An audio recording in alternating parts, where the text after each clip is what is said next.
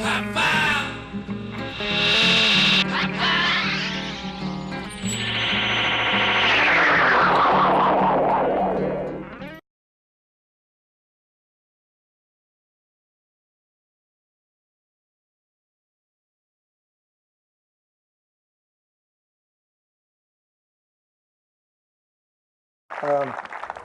guess more than anything else, I survived because coaching in this day and time to be at a place for a long period of time is difficult.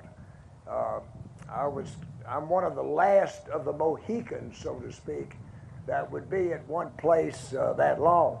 You've got 11 years already, so you're well on the way. You might surpass my record.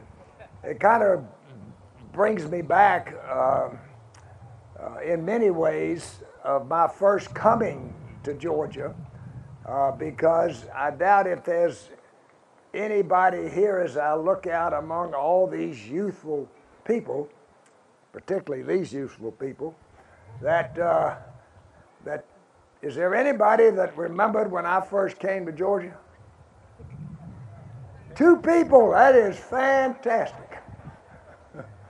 Well, it was not, I was not what you would call the first choice of everybody. I didn't have many qualifications other than the fact that I was 31 years old.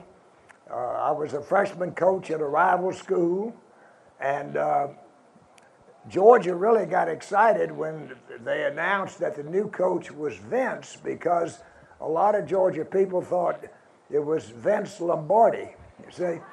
But when they said the new coach is Vince Dooley, the more candid Georgia people said, who in the heck is Vince Dooley? Well, under those credentials as an administrator, which I was, I never would have hired myself. But one thing is for sure, that I've been able to see a lot of programs, youth programs around, and I don't know if there's any in the country that's got a youth program like y'all have right here. Absolutely. And I know from a firsthand because of 2 ways. Because first of all, I was blessed to have several players that came out of there that kept me employed. Certainly Knox Culpepper is one. Does anybody remember Knox? That is great. Does anybody remember Buzzy Rosenberg? All right, that's great. Well, one up there anyway. How about Matt Robinson? Did anybody remember him? Yeah. All those guys kept me employed. There was Dick Kahn also was another one that was here. A guy named Chip Wisdom also came out of this program. But what's more important to me, now that I've finished coaching, is that my grandchildren have been the beneficiary of this wonderful program. And I just left my daughter's house, Denise, where our youngest grandson of the Mitchell family, Cal, who also came out of this program. He didn't play for the Bulldogs. Well, that was terrible. But he's playing for Lovett. He's the starting center for Lovett. And incidentally, when I went by to say hello to him to find out how to get here, because I've made 2 laps around this whole place before I finally got my daughter on the phone and she got me here. But I was watching the Dallas Cowboys and the New York Giants. And the first drive, I didn't realize when I agreed to come that Dallas would be playing right at the same time. So I'm hoping to get home for the 4th quarter because I got a son that's the receiver coach for the Dallas Cowboys. He's the coach of Dez Bryant. Have y'all heard of Dez? He told me that if anybody asked what he did, tell him that I babysit Des Bryant, which is quite a challenge in itself. But I was thinking, as I talked about Buzzy Rosenberg, and the thing that's they're all special, because one of the great rewards of coaching is at some point in time your players will come back and say two simple words, and that's thanks, coach.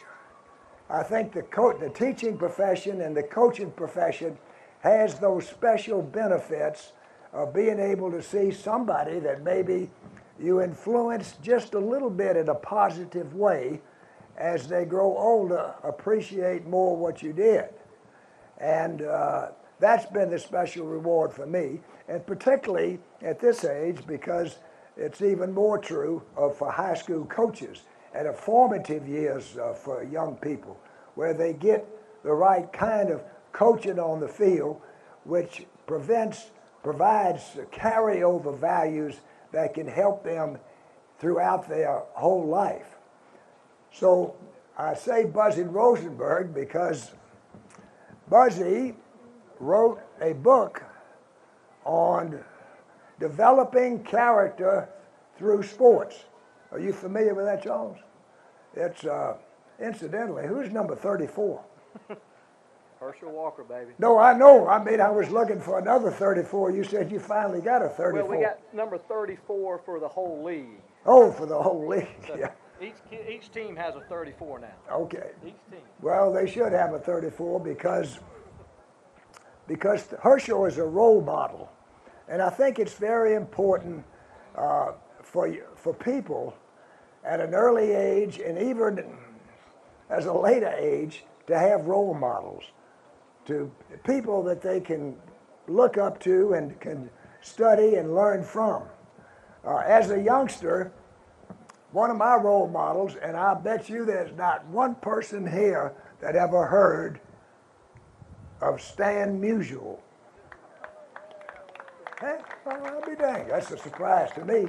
Well, when I was a little guy, about your age, my baseball hero was Stan Musial. Well, not only was he a great player, he won the batting championship 7 times, but he also was a person that everybody admired and looked up to. In fact, Hank Aaron said one time that I don't want to be like Stan Musial, I'd like to be Stan Musial. And that's how well that he was thought of by all of his teammates. But Stan Musial not only was a great player, but he was a great person. And if you ever get to St. Louis, Missouri, and go to Busch Stadium, out in front is a beautiful statue of Stan Musial. And at the bottom of it, it says, there's Stan Musial, the perfect warrior and the perfect knight, which is the combination of being an athlete, being a great player, and being some person of character that other people look up to. So that was my early hero. I've got another one. Maybe a few people will remember this. Coach John Wooden. Coach John Wooden, have you heard of him? He won 10 national championships, but no question a great coach, but perhaps just as equally important is the tremendous influence he had on all of his players. And he's written several books on leadership. And much of what I did and studied as a coach, I studied him because he was a successful person that I thought coached in the right way. And the last person, oh, incidentally, Coach Wooden's heroes, which tells you something about him, was number 1, Abraham Lincoln, and number 2, now Saint Mother Teresa, which I think tells you a lot about Coach Wooden. And the last hero, which I have been the last 10 or 15 years, is a great fella named Nelson Mandela. I spent a lot of time in South Africa and got to be in his house, got to meet Mrs. Mandela, and followed him because here's a person, if you can imagine, in prison for 27 years, and when he gets out, he preaches forgiveness. Now, that's an extraordinary individual.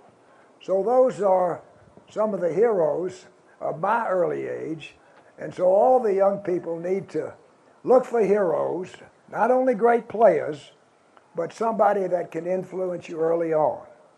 I was thankful that I had good parents that really, neither one of them finished grammar school. They absolutely did not finish grammar school because they had to go to work. But they were able to give me something that was far more important than just an education. And it was old values, sayings that I've never forgotten, and sayings that I'm sure a lot of you have heard of. Like, if you say you're going to do something, do it. Anything that's worth doing is worth doing well. And my mama used to say, manners will take you where money won't. Didn't understand that quite like the others, but nevertheless, it was important. Manners. So thanks to my parents and then my high school coach, that really helped me. My high school coach, a tremendous influence on me, and I guess maybe because of that, it helped me to want to go into coaching and maybe in some way have some good influence on people that I've had the association with. I mentioned Buzzy Rosenberg in his book that he wrote. We did some book signings together, and it's really amazing. I took one page out of his book, and he's got, first of all, what he calls Attitude 101. And these are just simple sayings. If 100% effort is given, you are a winner regardless of what the score is. If you give your best, who can ask more of a man to give all within his span? For giving all, it seems to me, is not too far from victory. It doesn't guarantee that you're going to win, but it guarantees you'll be in the hunt right to the last minute. Win or lose with dignity and integrity. Attitude always makes the difference in winning or losing. Then he's got Team 101. Trust. And of all the great character qualities, trust for leaders, that is a mutual trust with a coach and a mutual trust of the coach back to the players, is, I think, the single most important leadership quality that can be. But he says in Team 101, we, not I, us, not me, ours, not mine, humble, not egotistical, sharing, not self-centered. Every individual's success is a result of a team effort. Those are so basic and fundamental, but they need to be repeated over and over again.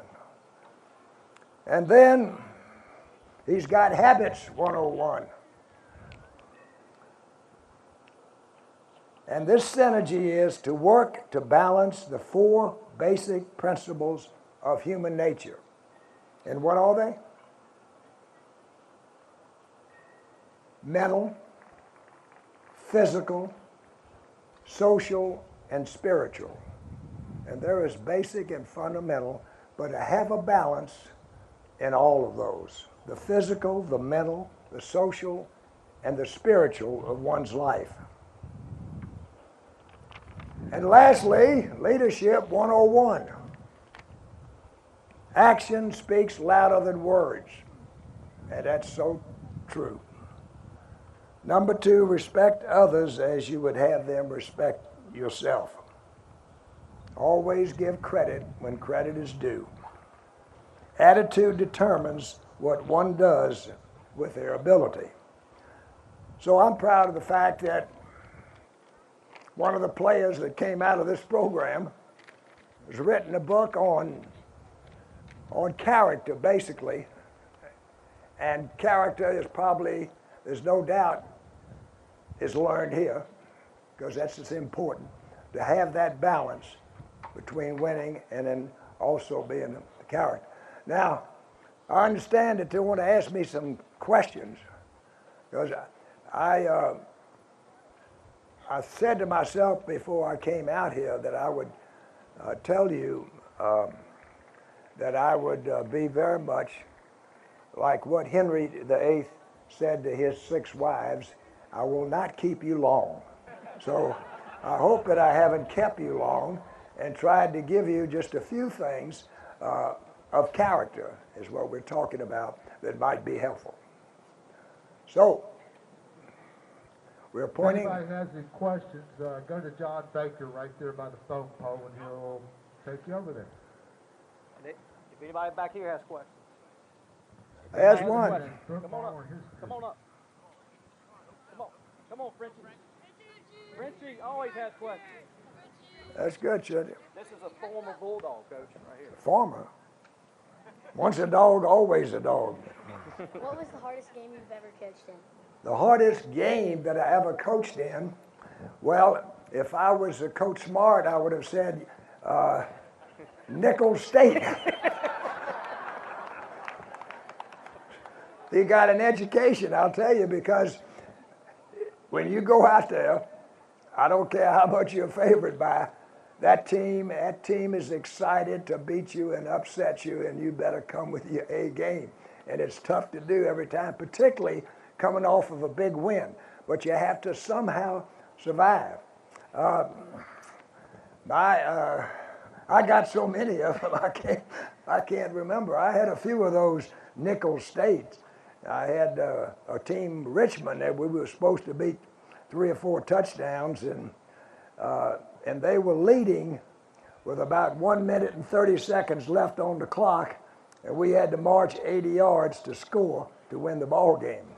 Those were the ones that I worry about. I never worried about when we got ready to play Florida or Auburn or Georgia Tech, because that's our rivals. I mean, you better be, if you're not up for those games, because the players like to play in those kind of games.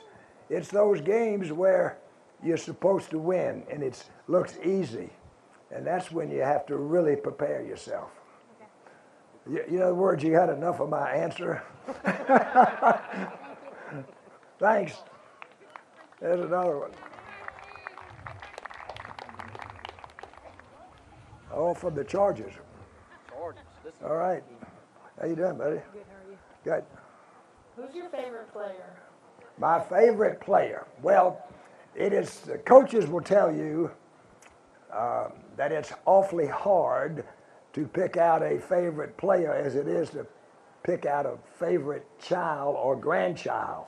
I mean, they'd all like to think that they're the most favorite, most important.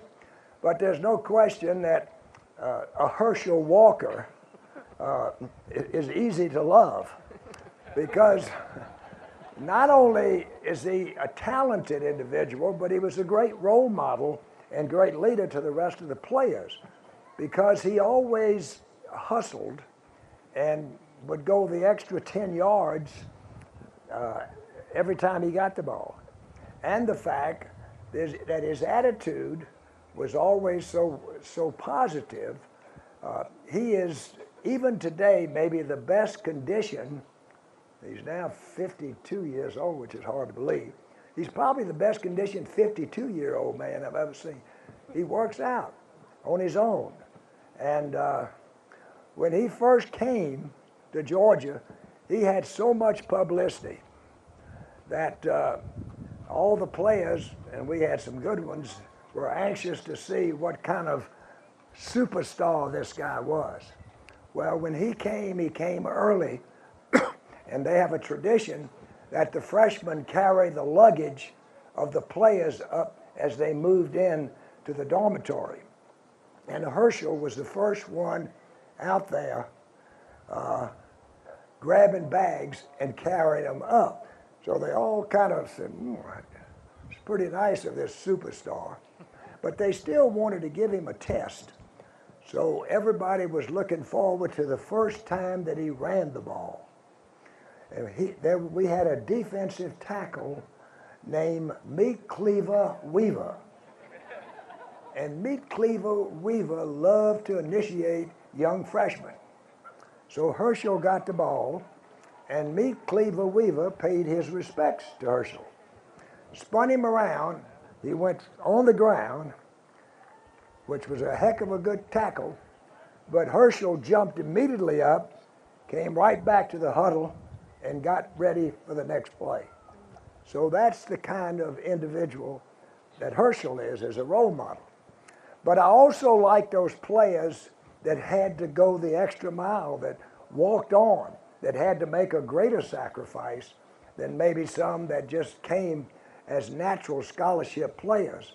So the walk-ons are really special to me because I've watched them, and they'll show you inequalities on the football field. They may not be great players, but they've got those intangible qualities that whatever they end up doing, they're going to be very successful. So those are my favorite players. Thank you. All right. Got some Fighting Irish. All right. What is your most devastating loss? Say again? Most devastating loss? Devastating loss. Oh, the most, I knew you'd bring that up. The most devastating loss. Whatever the last one was, the most devastating. Oh, I guess I had my heart cut out a couple of times. We were undefeated.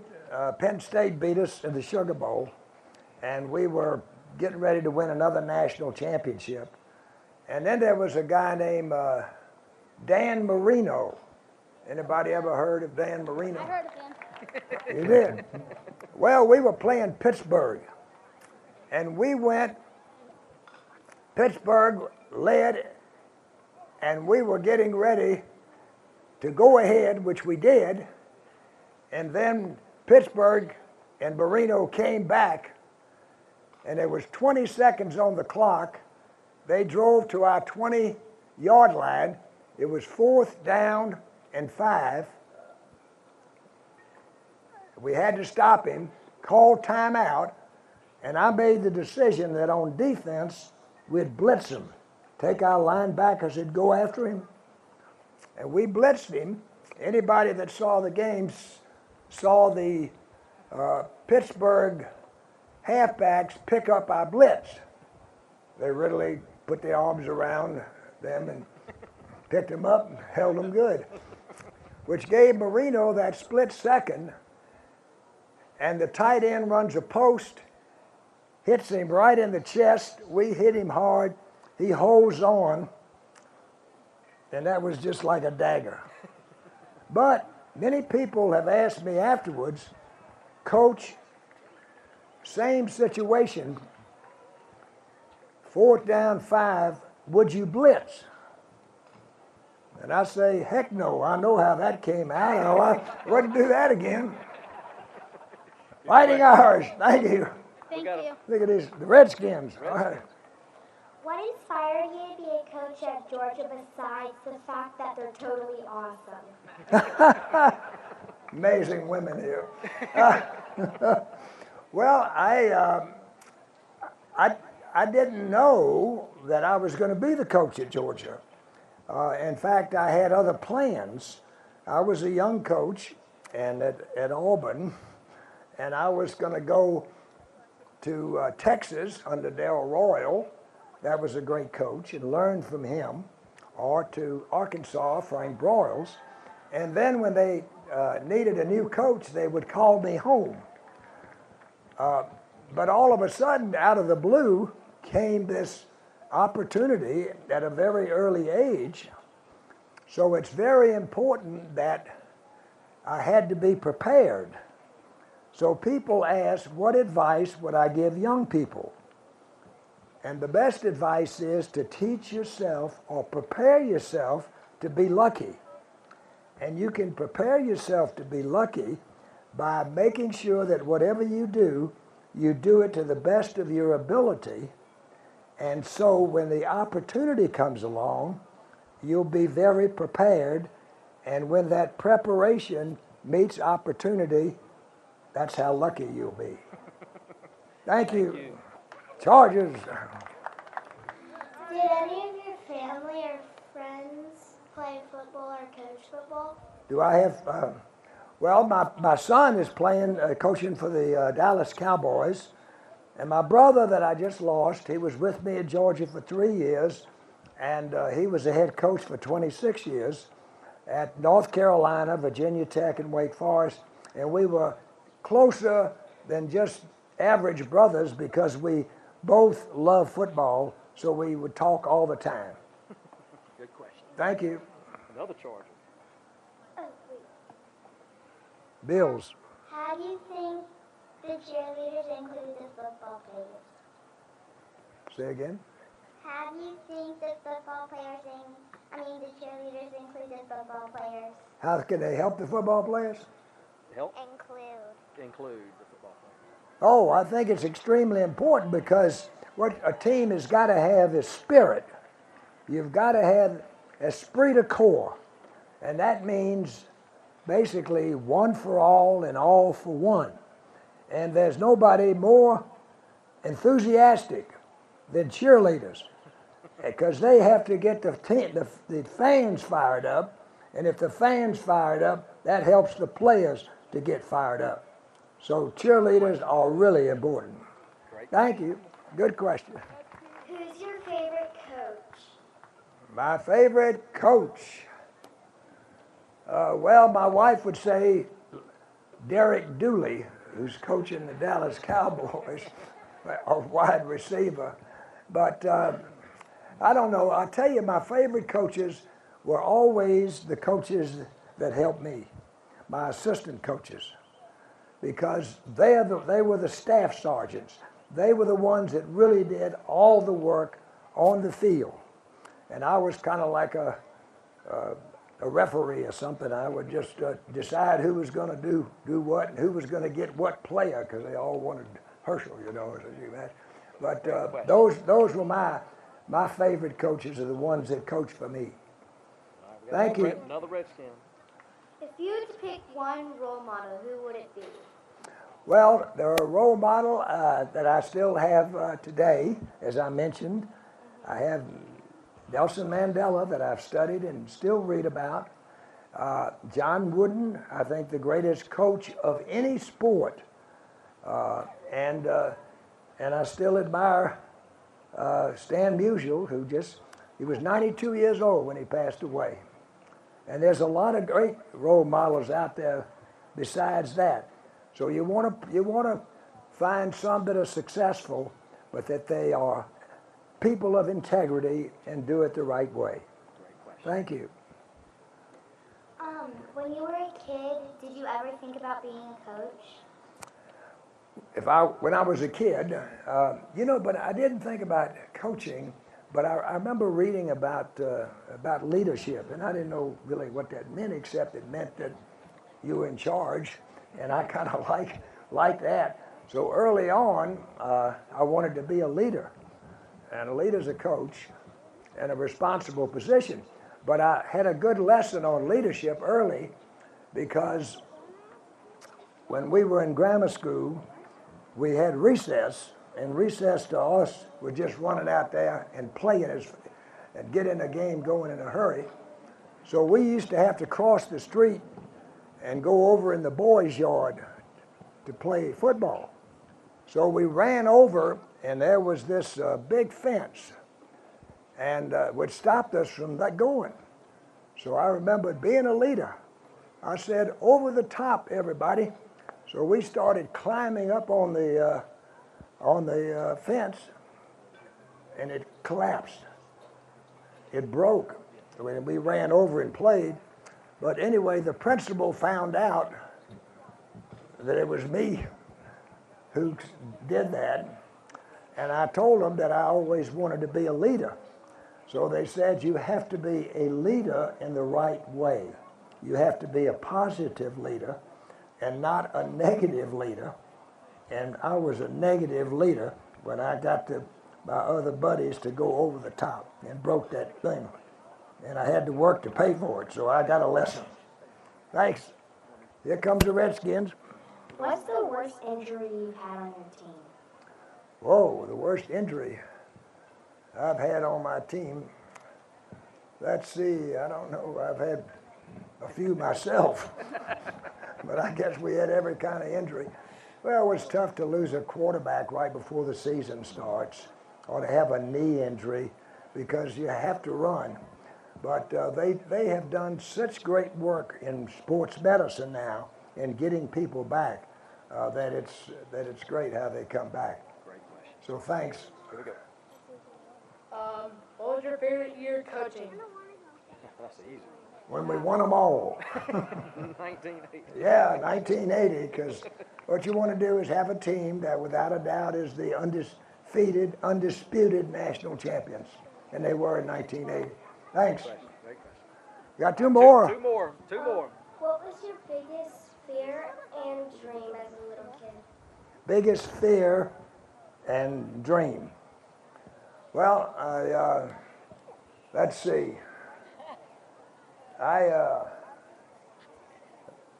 My dream was that I wanted to be a football player,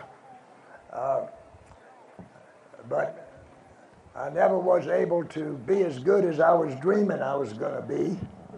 But I ended up being a coach, so from that standpoint, and I think my fear would be that I wanted to always do my best and have a team that would do its best.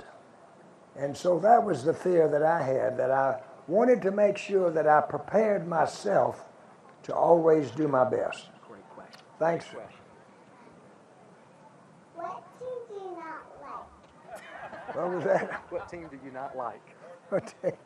Whichever team I'm playing, I do not like. Now, I love them afterwards, but whoever we're playing, I don't like them for that 60 minutes that we play against each other. Even my brother, we played against each other in the Gator Bowl, and which kind of broke up our family because half of them were cheering for him. He was a baby. But you have to compete, and we did.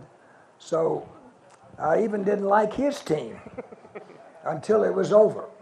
Great question. Was Herschel Walker really hard to coach? Herschel Walker was the easiest person to coach because he was always a good example. He always said that what's important is that I please my coaches and my teammates. He was a team player, a complete team player, and that's why he was the easiest person to coach. Thank you. Last question. Did your friends or family like Georgia before you coached it? Well, no, because Georgia was kind of a rival before we coached, so they really didn't like Georgia, and I didn't like Georgia until I became the coach.